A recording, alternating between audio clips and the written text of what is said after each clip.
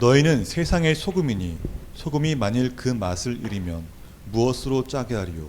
후에는 아무 쓸데없어 다만 밖에 버려져 사람에게 밟힐 뿐이니라. 너희는 세상의 빛이라. 산 위에 있는 동네가 숨겨지지 못할 것이요. 사람이 등불을 켜서 말 아래에 두지 아니하고 등경 위에 두나니 이러므로 집안 모든 사람에게 비치느니라. 이같이 너희 빛이 사람 앞에 비치게 하여 그들로 너희 착한 행실을 보고 하늘에 계신 너희 아버지께 영광을 돌리게 하라. 이는 하나님의 말씀입니다. 아멘. 다 함께 잘 앉겠습니다. 기도를 하는데 그 눈앞에 쫙 펼쳐지는 풍경이 뭐냐면은 제가 이제 신안에서 전생과 함께 봤던 건데 바다가 쫙 펼쳐져요. 그 밑에는 갯벌이 있습니다. 이 바람이 불어오는데 이 바닷바람이 쉬질 않는 거예요. 계속 불어요. 계속. 정말 몸이 날아갈 정도로 부는데 이 바람이 그냥 바람이 아니라 하나하나 정말 칼날처럼 이렇게 스치는 바람이 날카롭더라고요. 갑자기 그 생각이 쫙 나는 거예요. 그래서 우리의 삶이 어떤 가운데 어려움이 있을지라도 주님 붙잡고 가는 자에게 승리가 있구나 를 좀 보게 됩니다. 아멘. 제가 이제 거기서 있으면 느낀 거는 그 다리를 건너는데 그 문중현 전사님이 추운 겨울이든 비가 눈이 오든 그 길을 계속 걸으셨거든요. 1년에 고무신 9켤레를 계속 갈아 신을 만큼 그렇게 도나셨는데 그 갯벌 위에 바닷바람이 얼마나 날카로운지를 이제 그걸 제가 경험한 거잖아요. 보고 정말 대단한 생각이 들더라고요. 근데 그것이 갑자기 헌금 기도하는데 훅 들어왔습니다. 네. 제 말씀을 전한 이유는 저도 잘 모르겠습니다. 하지만 1월 우리 주제 나를 따르라에는 분명히 연결됐을 것을 믿습니다. 아멘. 우리가 둘째 주 설교 때 이 복된 삶의 내용을 통해서 예수 그리스도의 십자가를 지고 가는 자에게 주어지는 그 팔복에 대해서 나누었습니다. 기억나시죠? 예. 그런데 이제 우리가 이 예수님 말씀인 팔복의 선언을 듣고 십자가를 지기로 한 사람, 그죠? 십자가를 지는 사람이 은혜의 부름을 받은 자들에게 주시는 말씀이 바로 오늘 말씀이에요. 그러니까 뭐냐면은 내가 이제 십자가의 삶을 이렇게 지고서 예수님을 따르겠습니다. 예수님 말씀하시죠. 너에게 이 십자가를 지는 때 이 팔복이 있을 것이라고 말씀하세요. 그리고 그 이어서 바로 주어진 겁니다. 네가 정말 은혜의 부름 가운데 너가 얘를 따르기로 했다면은 그 삶 가운데 이렇게 살아야 한다라고 말씀하신 것이 바로 오늘 본문입니다. 어떻게 보면은 좀 어려운 말로 유식하게 책임의 규범이 되겠습니다. 우리 성경 공부할 때 배우셨을 거예요. 책임의 규범. 기억나시나요? 성경책 보면 이제 위에 적혀있을 거예요. 파란 글씨로 책임의 규범으로 적혀있을 겁니다. 바로 그 부분이에요. 다시 말하면은 우리가 가야 할 길이 예수님의 부름을 받은 자로서 그 길을 가는 건 맞죠. 그 주님 말씀하셨죠. 존귀한 자는 뭘 생각한다고요? 존귀한 일을 생각한다고 지난주에 목사님이 말씀하셨습니다. 우리가 어떤 삶을 살아야 하는지 또 이렇게 생각하며 오로지 하나님을 바라보고 나아간다고 말씀하셨어요. 그래서 연결되어서 우리가 어떤 삶을 살아야 하는지 실천적으로 알려주는 본문이 바로 오늘 본문이 되겠습니다. 그 실천의 삶에 대해 너희는 세상의 소금과 빛이라 라는 제목으로 우리 성도님에게 말씀을 전하고자 합니다. 이 말씀 정말 많이 들어보셨죠? 익숙한 본문입니다. 아주 익숙한 본문입니다. 심지어 저도 이 본문을 제가 찾아보니까 총 2번 설교했더라고요. 오늘 3번째 설교했습니다. 맨 처음에는 주일학교 아이들에게 말씀 전했고요. 2번째 본문은 작년 5월 달에 우리가 이제 그 캠프 수련회? 예, 수련회 때 이 말씀을 전하면서 소금의 역할과 빛의 역할에 대해 말씀을 나누고 그 말씀을 이루기 위해서 우리가 나아가는데 그 이루기 위한 도구가 바로 G12라고 말씀을 전했습니다.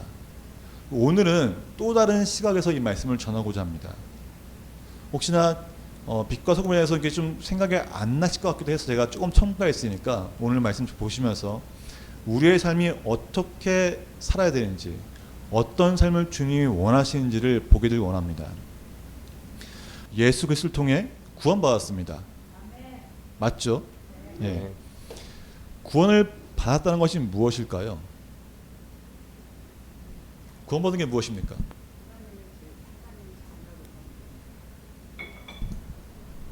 제가 말씀을 준비해서 지금 생각난 게 뭐냐면은 자, 구원을 받았다는 게 우리가 원래 어둠의 존재였나요? 우리가 어둠의 존재였을까요? 처음부터? 아니라는 거죠. 예수님이 탕자의 말씀을 전하실 때 생각해 보십시오. 탕자가 원래 아버지의 아들이었습니다. 하지만 그가 집 나갔을 때 어떻게 됐나요? 신분이 하락이 됐죠. 제가 그 말씀을 묵상하면서 연결되면서 생각난 것이 바로 이것이에요. 우리에게 구원을 하셨다는 건, 구원을 주셨다는 것은 우리의 신분이 회복이 되었다는 겁니다. 회복이 되었다. 왜 회복이 되었다는 말하냐면은 창세기 1장과 2장의 말씀에 적혀 있는 것이 바로 그 이유입니다. 자, 이건 제가 좀 이따 보기로 하고, 우리가 이 예수님을 통해서 구원받았기 때문에 우리는 하나님의 자녀라고 고백합니다. 뿐만 아니라 우리는 천국심의 백성이고 우리의 주님은 오직 예수님이라고 고백합니다. 그렇죠? 우리가 하나님의 자녀가 되었다는 것은 왕의 자녀가 된 것입니다. 아멘. 아멘이시죠? 신분이 회복된 우리가 이 세상에서, 이 밖에 있는 세상에서 왕의 자녀로서 대접을 받고 계십니까?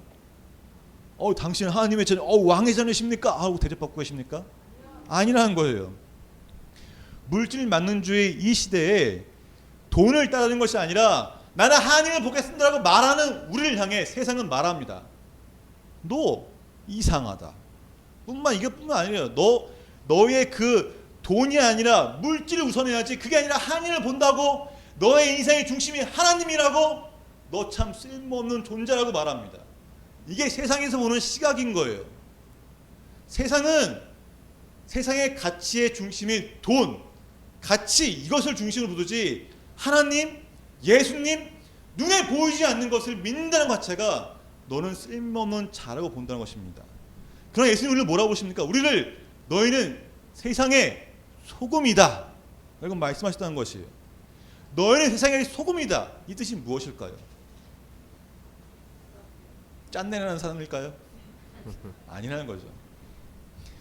예수님 우리에게 너희는 세상의 소금이다라고 말씀하신 것은 바로 우리의 정체성에 대해서 말하는 겁니다. 정체성에 대해서. 자, 우리는 아까 말했지만은 예수님을 통해 구원받았습니다. 이 구원이 예수님이 갑자기 톡 튀어나와서 한 건가요? 아니에요.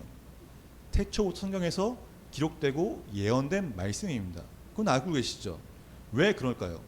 창세기 1장 27절과 2장 7절에 보면은 우리 인간에 만들어지는 그 처음 시작에서 말하고 있습니다.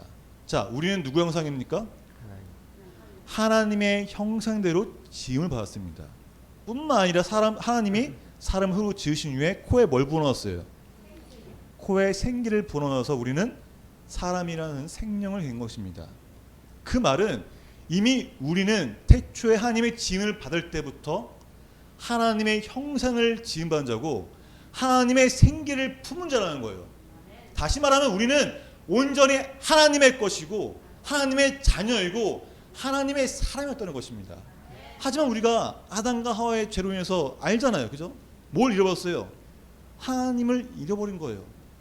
정체성을 잃어버린 거예요. 그 잃어버린 것을 예수님이 오셔서 회복시켜 주신 것입니다. 그래서 우리가 원래는 우리가 하나님의 자녀이고 하나님의 사람이었지는 불구하고 이 죄악의 앞에 가려서 싹 끊어져 버린 것을 걷어주신 거예요. 그래서 우리는 태초부터 원래 악의 존재가 아니라 하나님의 사람이었던 것입니다. 이게 바로 회복된 것이 바로 구원이에요. 그래서 저는 이제 말씀 구성을 이렇게 보게 됐습니다. 그래서 중요한 거는 우리가 우리를 보고 주님은 말씀하시기를 세상의 소금이 되거라 혹은 너희가 세상의 소금을 갖고 있다라고 말씀하지 않으셨다는 것이에요. 너희는 세상의 소금이다라고 말씀하셨다는 것입니다. 소금이다. 아까 말한 것처럼 우리의 정체성은 원래부터 소금이었다는 것입니다. 하나님의 자녀였다는 것이에요. 세상이 우리를 쓸모없는 자라고 볼지라도 소금은 부패를 방지하고 맛을 내기 위해 세상에 꼭 필요한 존재인 것처럼 너희를 세상이 필요로 한다는 것입니다. 어떻게 보면은 우리끼리 얘기지만은 세상에 존재할 수 있고 세상에 행복할 수 있는 그런 이유는 바로 우리가 존재하기 때문입니다. 하나님이 존재하지 않는다면은 그 복음이 연결되지 않았다면은 세상은 여전히 물질 만능주의에 빠져서 성과주의밖에 할 수가 없습니다. 약한 자는 어떻게 해요? 버려버린다는 것이죠. 하지만 주님은 어떻게 했어요? 약한 자를 강하게 하시고 버린 자를 불러오신다는 것이에요. 그 세상을 따뜻하게 하고 이 모든 것들이 다 어떻게 보면은 바로 소금인 우리가 있었기 때문이란 겁니다. 우리의 선대 목사님도 쭉 있었기 때문에 이것이 가능하다는 것입니다. 또한 너희는 소금이다라고 말씀하신 것은 우리가 하나님의 자녀라는 정체성뿐만 아니라 예수께서 갖고 계시던 그 세상에 대한 영향력을 우리들에게 넘겨주신 것입니다. 너희가 소금이다라고 하면서 회복시켜 주신 것은 앞으로 너희가 소금으로서 이 세상의 이 영향력을 감당한다는 것이에요. 어떤 일이요? 예수님이 하시던 그 사역을 말입니다. 그래서 너희가 소금이라고 말씀하신 것은 예수님께서 예수님의 사역으로 우리를 부르신다는 것입니다. 부르신 것입니다. 예수님의 사역에 동참하도록 부르시고 우리를 세상으로 다시 보내신 것이 바로 너희는 세상의 소금이다라는 것입니다. 다시 말해서 예수님의 부르심에 합당한 존재로서 이 세상에 존재해야 한다는 것이에요. 우리가 예수님의 부름에 합당한 존재로 남아있을 때 교회는 세상에 대한 영향력을 발할 수 있고 세상을 보존할 수 있는 힘을 갖게 되는 것입니다.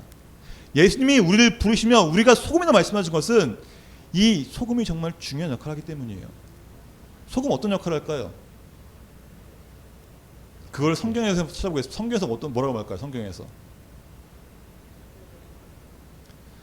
출애굽기 30장 35절에 보면은 그것을 향을 만드는데 향 만드는 법대로 만들고 그것에 소금을 쳐서 뭐라고 해요? 성결하게 하고. 소금은 성결하게 하는 역할이 있었습니다. 아주 예전에는 천주교에서 세례받을 때 소금을 입에 물게 했어요. 왜요? 소금으로 성결하게 하기 위해서입니다. 예수님이 우리를 죄에서 생명을 바꾸신 것처럼 너희가 소금이다라고 말씀하신 것은 우리가 이 세상을 성결하게 해야 될 의무가 있다는 것입니다. 우리를 통해 세상을 성결하는 것, 복음을 전하는 것이 예수님이 맡기신 우리의 일이라는 것입니다. 예수님이 그 일을 감당하셨잖아요. 세상에 복음을 전했습니다. 어떤 복음이요? 하나님의 복음을 전했습니다. 이제 그 일을 너희가 소금이라고 말하는 그 회복시킴으로써 그 일을 우리도 감당해야 되는 것이고 그 일을 하는 것이 바로 우리의 역할이라는 것입니다. 아멘. 근데 중요한 것이 있어요. 예수님이 소금이다라고 말하고 끝나신 게 아니라 그 뒤에 중요한 말이 나오죠. 소금이 그 맛을 잃으면 무엇으로 짜게 하리요? 후에는 아무 쓸모없이요 다만 밖에 버려져 사람에게 밟힐 뿐이다라고 말씀하셨습니다. 소금은 모든 것을 만나는 모든 것보다 짜게 해야 돼요. 짜게 하지 않으면 소금이 소금일 수가 없습니다. 썩은 음식도 소금으로 팍 뿌리다 보면은 이게 회복이 돼요. 근데 소금이 그 짠맛을 잃어버리면은 이것을 회복시킬 수가 없습니다. 물론 과학적으로 말하면은 소금은 짤 수밖에 없어요. 안 짜지는 그 자체가 말이 안 되는 거예요. 소금 100년 지났다고 소금이 뭐 달아집니까? 아니에요. 소금을 불에 구우면 어때요? 똑같이 소금은 짜요. 주님이 이렇게 말씀하신다는 것이에요. 다시 말하면은 너희가 하나님의 정체성으로서 하나님의 자녀로서 신분이 바뀌지 않는데도 불구하고 그것을 잃어버리고 감당하지 않겠다고 쳐버리면은 세상에서 버림받게 되지 않는다는 것입니다. 더 쉽게 말해볼까요? 예수님은 우리에게 지금 부르십니다. 나에게 오려구나. 근데 지금 결단을 하라는 것이에요. 너희가 세상의 소금이 되겠느냐 아니면 버림을 받겠느냐, 예수를 따르겠느냐 아니면 그 부름 때문에 도망가서 버림을 받겠느냐 라는 것입니다. 너희는 세상의 소금이다. 예수를 따르겠습니까? 아니면 버림을 받으시겠습니까? 구원을 받을 수 있는 다른 가능성은 절대 존재하지 않습니다. 오직 예수님밖에 없습니다. 소금이다라는 말에 내가 예수를 따르겠다는 그 결단만이 구원받을 수 있는 길인 것입니다. 아멘. 다시 말하면 소금은 안 되면 어떻게 된다고요? 버려질 뿐입니다. 그 오직 예수님의 부름에 따르는 자만이 구원받을 수 있음을 기억하십시오. 아멘. 또한 그 부름에 응답하여 예수님을 따르는 자가 바로 세상의 빛인 것입니다. 아멘. 예수님께서 소금이다라고 말씀하신 것처럼 우리에게 너희는 빛이 되어야 한다라고 말씀하지 않았어요. 너희는 세상의 빛이 다라고 말씀하셨다는 것입니다. 이 차이점은 큰 것이에요. 이미 보이는 빛이라는 것이에요. 이미 보인다는 것. 우리의 생활 가운데 빛이기 때문에 우리가 원하든 원하지 않든 보일 수밖에 없다는 것입니다. 그 예전에 군대 가신 분들 기억나시죠? 제가 전방에 있지 않다 보니까 잘 모르는데 제가 그 훈련소 때 들은 말이 있어요. 이 밤에 보초 쓰잖아요, 경계선에서. 근데 담배를 딱 피우면은 그 빨간 불이 쫙 멀리서도 보인다고 그랬던 것이 있어요. 그래서 피지 말라고. 냄새도 몇 킬로에서도 다 보인다. 바로 저격당한다. 뭐 그런 말이 있더라고요. 그 맞나요? 제 기억이 너무 가물가물해서. 전방에 있지 않다. 전방에 계신 분 없나 여기? 아무도 안 계시네. 이것처럼 빛은 숨기려고 숨겨도 숨길 수 없다는 것입니다.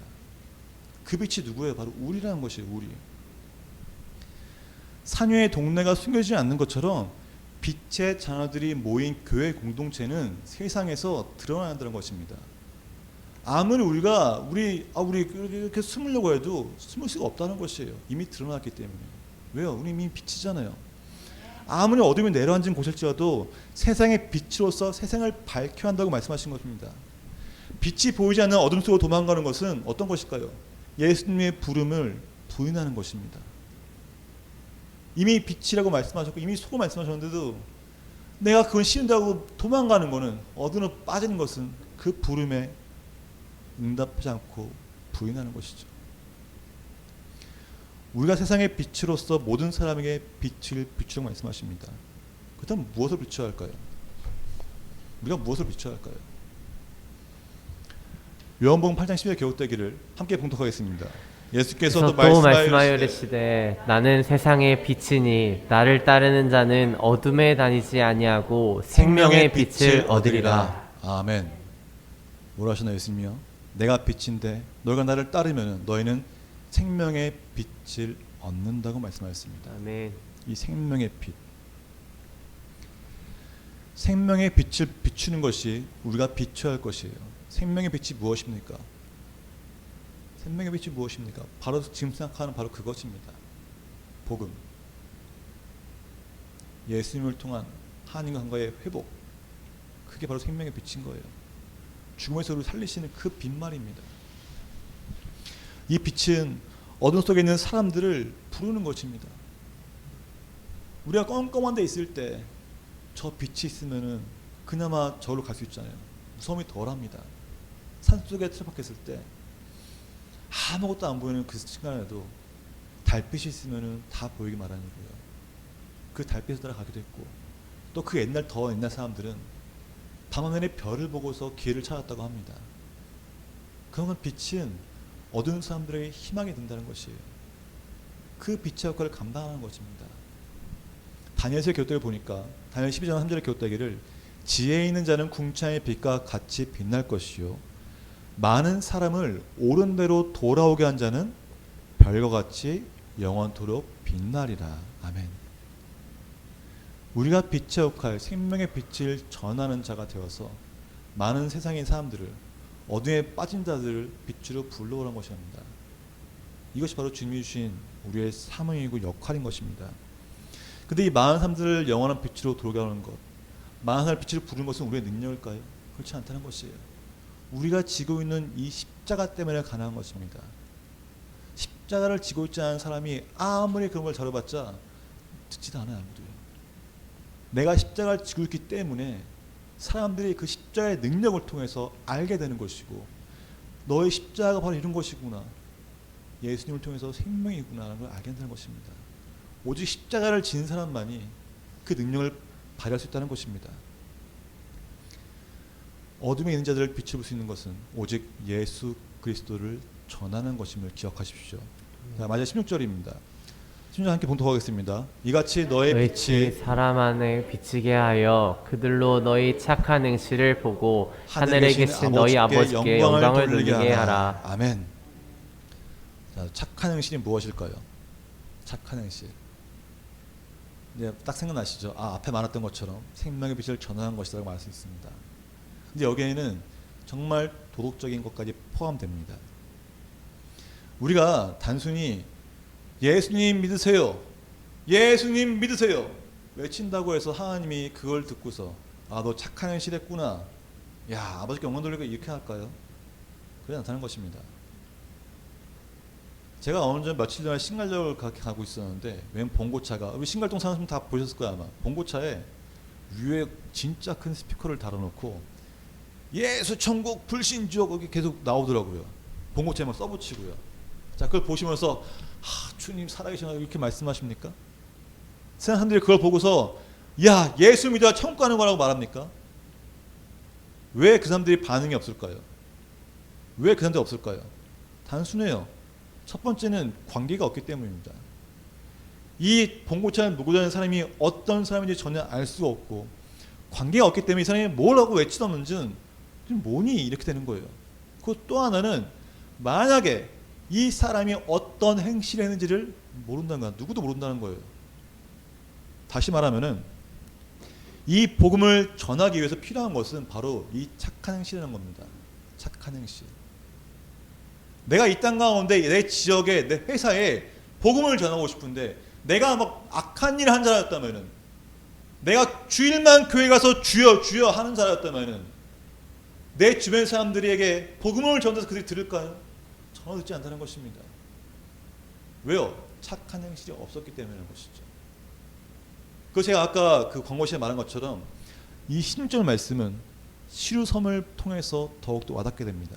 바로 문준경 선생님의 삶을 말이죠. 문준경 선생님이 단순히 노드길을 다니면서 그 신안섬을 온통 다니면서 1년에 고무신이 9개 떨 때까지 계속 다니면서 예수 믿으세요 예수 믿으세요 했기 때문에 그곳이 복음화율이 90% 됐을까요? 절대 그렇지 않습니다. 만약에 그렇게 해서 복음화 된다면은 저도 이 동네 맨날 돌아다닐 거예요. 소리치면서. 근데 그렇다고 변하지 않잖아요. 그 이유가 있습니다. 이 문준경 선생님에 가니까 그 시자 안 보이면 제가 읽어드릴게요. 이제 문준경 선생님에게 영향을 받은 아이들입니다. 아이들. 지금은 목사님인데 사실 아이들이었죠. 자, 그래서 기록동화 보면은 이런 말이 있어요. 김중근 목사님이 하신 말씀인데, 전사님은 초등학교 때 외롭게 사시던 어머니를 위해 나룻배를 2번이나 갈아타고 찾아오시곤 했습니다. 오실 때마다 한아름의 과자 선물과 함께 나를 껴안고 간절히 기도해 주셨습니다. 찾아갔죠.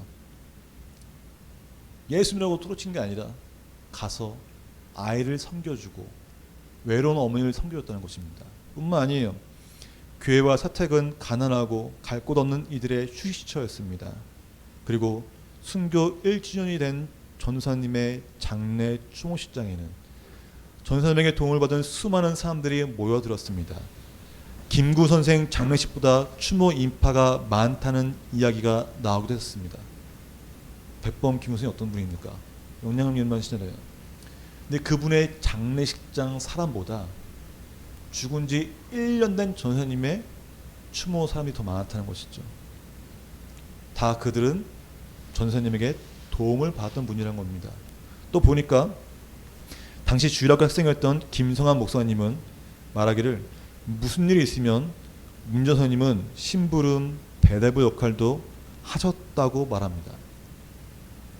복음을 전하는 게 아니라 그들의 심부름꾼이 되기도 하고 배달부가 되겠다는 것이에요. 성과 섬을 다니다 보니까 뭐 그때는 핸드폰 있는 게 아니잖아요. 그런 역할을 했던 것입니다.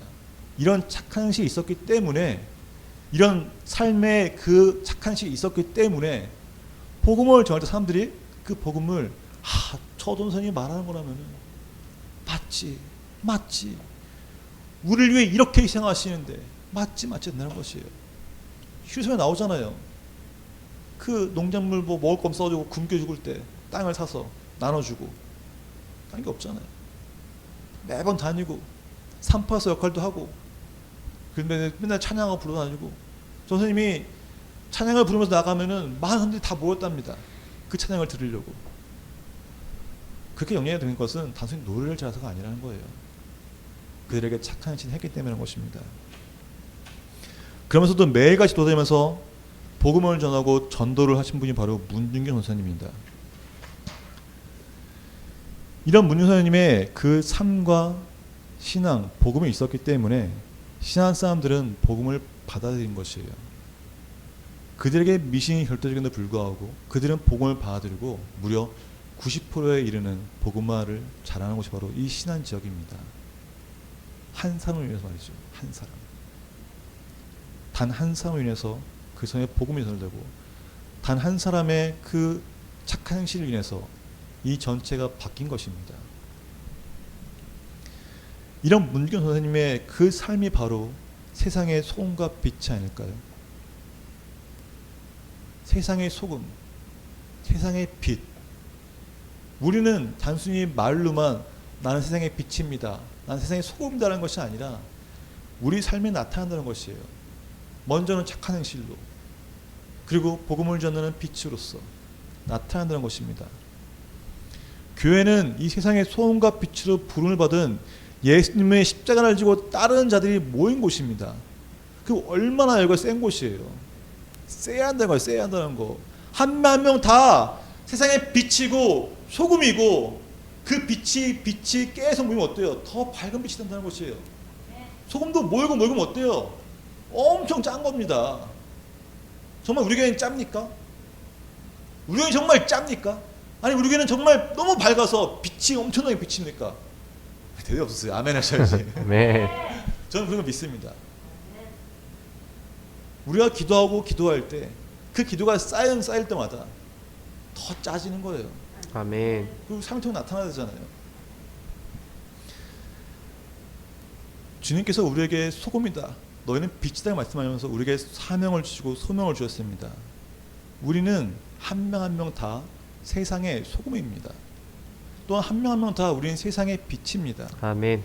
우리의 삶의 터전에 생명의 빛을 전하는 것은 다른 사람이 하는 것이 아니에요.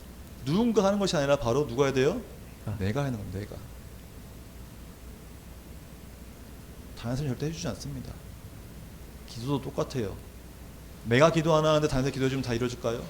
아니라는 거예요. 내가 먼저 믿고 나아가는 겁니다. 성경에 그 많은 걸 보면 예수님의 기적을 보십시오. 예수님의 옷자락도 만지면 낫겠다는 그 여인의 그 고백처럼 먼저 믿음으로 나간다는 것이에요. 내가 믿음이 연약하니까, 조금 부족하니까 함께 하시고 함께 노력할 때 더 크게 바라는 거지, 기본적으로 먼저 믿어야 한다는 것입니다. 아멘. 믿어야 한다는 거. 삶의 터전에서 소금과 빛으로서 나아가십시오. 아멘. 그것이 바로 우리가 해야 할 일이고, 지금 우리의 삶의 터전, 내 회사, 내 가정에서 해야 할 일입니다. 우리 함께 오늘 찬양하면서 고백하고 합니다. 무엇보다 이 찬양 가운데, 가사 가운데 고백이 다 들어있어요. 함께 찬양하겠습니다.